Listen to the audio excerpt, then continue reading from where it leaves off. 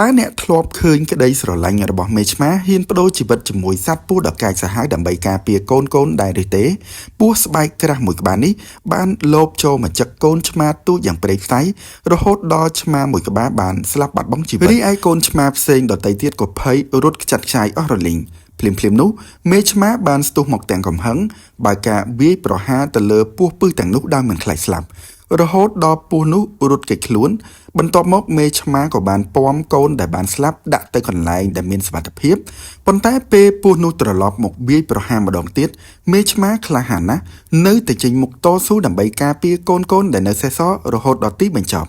នេះហើយជាទឹកចិត្តនៃម្ដាយគ្មានអ្វីអស្ចារ្យនិងធំធេងជាងទឹកចិត្តម្ដាយឡើយបើទោះបីជាត្រូវដឹងថាប្រឈមនឹងសត្វពស់ដែលមានពឹសសាហាវក៏ដោយក៏មេឆ្មាមួយក្បាលនេះនៅតែមិនញញើតក្នុងការការពារឈាមជ័ររបស់ខ្លួនដែរប្រសិនបើលោកអ្នកចូលចិត្តវីដេអូបែបនេះកុំភ្លេចជួយ like comment និង follow for more